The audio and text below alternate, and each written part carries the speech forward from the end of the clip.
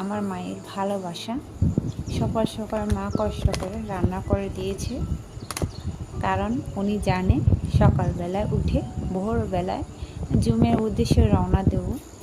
কারণ আজকে শনিবার, সবাই বাজারে গিয়েছে, আজ বাজার দিন, তাই আমাকে পাহাড় দিতে হচ্ছে।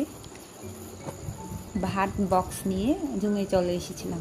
পরে দেখি যে আমার সাথে আমার পোষা কুকুরও চলে আসছে, তার জন্যও ভাগ করে নিলাম। ভাত 2 ভাগ করে আমি একটু নিলাম, তাকে একটু বেশি দিলাম, কারণ সে আমার সারাদিনের সঙ্গী।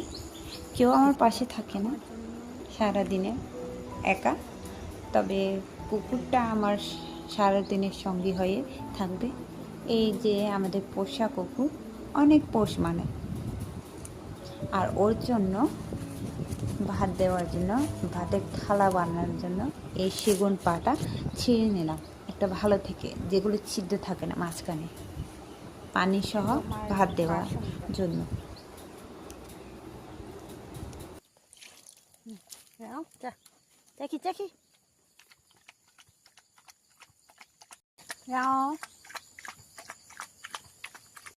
সেই জুম ঘরে উঠতে যায় না, কারণ জুম ঘর কমপ্লিট হয় নাই।